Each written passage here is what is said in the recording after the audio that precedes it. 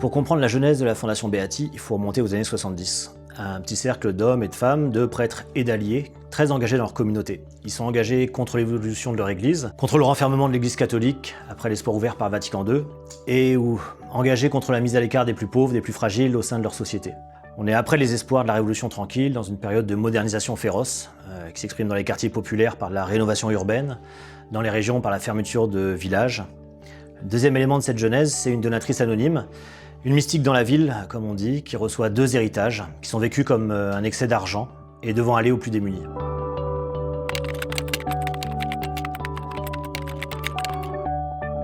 Suite à cette genèse, il y a 2 fondations qui vont naître. La fondation pour la famille ouvrière Marie-Valérie, qui est créée en 1974, et plus tard la fondation Beati, qui naît en 1990. La première est d'abord tournée sur des questions de logement, notamment pour les personnes exclues.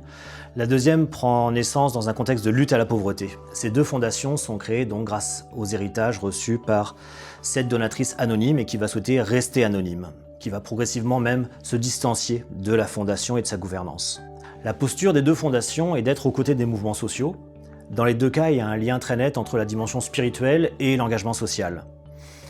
Un autre fil rouge, c'est de prendre des risques, de financer ce que les autres ne financent pas, et également d'être aux côtés des organismes. Et ça veut dire être aux côtés des organismes, financer du salaire dans les organismes soutenus, c'est un premier élément. Et le second, qui va s'incarner dans la Fondation Beati, c'est d'avoir un comité de sélection des projets qui est représentatif des milieux financés. Donc on donne une place aux milieux financés dans la gouvernance de la Fondation, chez Beati, dès sa naissance en 1991.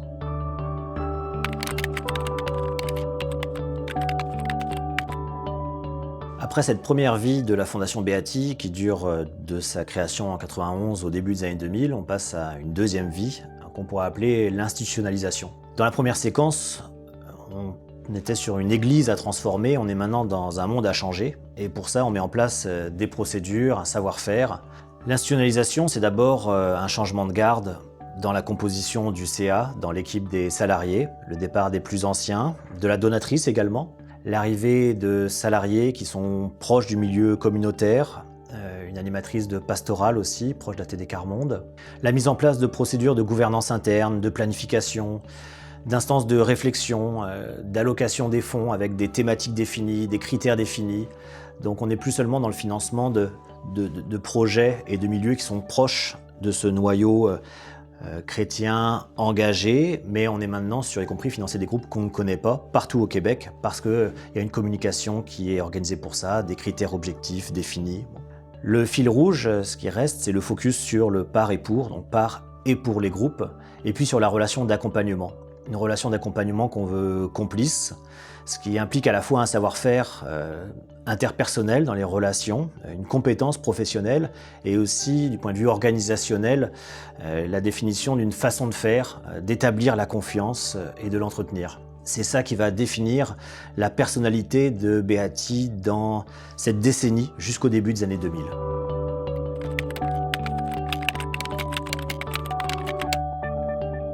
Alors que la Fondation Beati était une organisation assez singulière qui évoluait dans son univers de manière cohérente avec ses partenaires, avec qui elle avait créé une relation de confiance depuis longtemps, elle doit au début des années 2000 se positionner sur la photo de famille des fondations. Et les fondations deviennent de plus en plus des acteurs importants sur la scène publique et la Fondation Beati est l'une d'entre elles. La fin des années 2000, le début des années 2010, c'est aussi la crise économique de 2008 qui est très importante, qui remet beaucoup de choses en question, que ce soit au niveau des ressources financières disponibles collectivement, des coupures aussi dans les budgets publics par la suite, une période d'austérité budgétaire au niveau gouvernemental et une transformation dans le paysage des fondations. Tous ces mouvements, cette transformation un petit peu de la scène pour la Fondation Beati l'amène à redéployer son action. Et ça se traduit par le fait qu'elle porte désormais 4 chapeaux.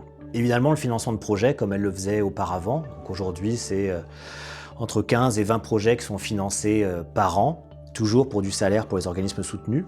Le deuxième chapeau, c'est celui de l'accompagnement, qui devient vraiment un savoir-faire et une mission en soi, y compris hors du financement. Donc des organismes qui ne reçoivent pas de financement peuvent quand même recevoir un accompagnement, être guidés vers d'autres bailleurs de fonds, ou des organismes qui ne sont plus soutenus peuvent continuer à bénéficier de cet accompagnement. Le troisième chapeau, c'est celui de l'investissement responsable, le fait que la dotation soit placée en cohérence avec la mission de la Fondation, et même qu'on développe des pratiques de prêts solidaires, de microcrédits communautaires. Et le quatrième chapeau, c'est l'engagement solidaire, le fait que la Fondation développe une mission d'engagement dans son propre milieu philanthropique, de nouer des coalitions avec différents organismes, de s'engager sur la scène publique.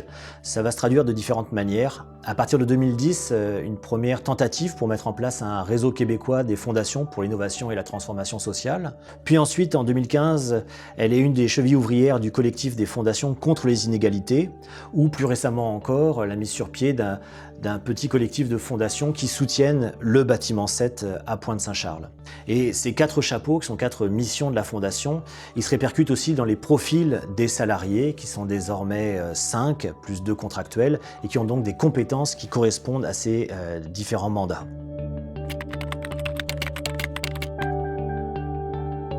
Que conclure après ce rapide parcours de 30 ans d'existence de la Fondation Beatty? On pourrait dire que c'est une version québécoise de la philanthropie de changement social. La philanthropie de changement social, c'est un courant très particulier de la philanthropie, qui a une proximité aux mouvements sociaux, qui donne une place décisive dans l'organisation à des personnes en lien avec les milieux soutenus, ce qui est encore le cas aujourd'hui de la Fondation Beatty, que l'on regarde la composition de son CA ou de son comité de sélection. On retrouve des gens qui viennent à la fois du milieu encore religieux, mais aussi féministe, communautaire, syndical. La philanthropie de changement social, c'est aussi un mouvement qui donne le pouvoir non pas à ceux qui possèdent le capital, mais ceux qui sont donc le récipiendaire de cette mission et les acteurs de cette mission.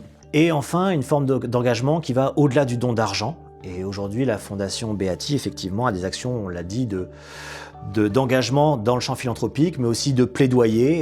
Elle a depuis longtemps des actions de soutien, par exemple pour le collectif Un Québec sans pauvreté. Mais cette philanthropie de changement social, elle est très marquée par une histoire québécoise particulière. On l'a dit, l'articulation très singulier du religieux et de l'action collective, son enracinement dans les quartiers populaires de Montréal ou de Québec, mais aussi dans les territoires dévitalisés en région, bien loin de la capitale ou de Montréal. La place de l'État, à qui on reconnaît une place centrale, et au contraire la philanthropie comme en soutien, de manière complémentaire ou subsidiaire. Et puis enfin, une ambition de transformation de la société québécoise. Et parce que la société québécoise se transforme, l'appui qui est donné par la Fondation s'adapte aussi et va défricher des nouveaux territoires.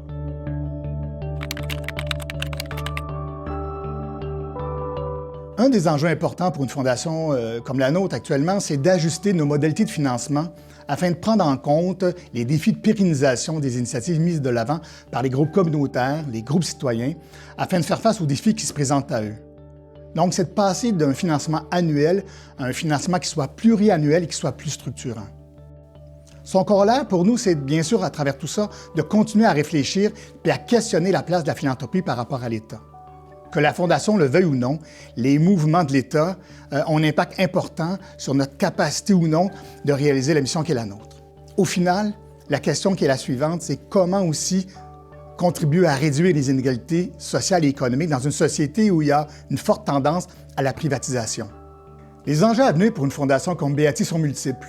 Devant les défis qui se présentent à nous, il y a bien sûr celui de réussir à continuer à mobiliser les acteurs, autant les acteurs philanthropiques, sociaux ou religieux, afin de favoriser la mise en commun des ressources, des intelligences, des capacités d'action. Devant les défis de société actuels, nous sommes appelés plus que jamais à travailler ensemble. Pour une fondation comme Beatty, il y a bien sûr le défi de la capitalisation. Une fondation capitalisée comme la nôtre, qui vit fondamentalement de l'usufruit de ses placements, il y a un défi d'être moins dépendant des marchés financiers. Puis en terminant, je dirais de rester pertinent. Le monde, la société dans laquelle nous vivons évolue à vitesse grand V. Les modes d'action, d'association changent. À côté des modes d'organisation traditionnels, on voit naître des initiatives citoyennes 2.0, plus souples, selon des modes bien sûr différents de ce qu'on a connu ces 20 ou 30 ou 40 dernières années. Pour nous, il est important de voir comment on peut se rendre proche de ces initiatives-là et les accompagner et les soutenir financièrement, malgré souvent des règles fiscales qui nous contraignent. Voilà les défis pour l'avenir.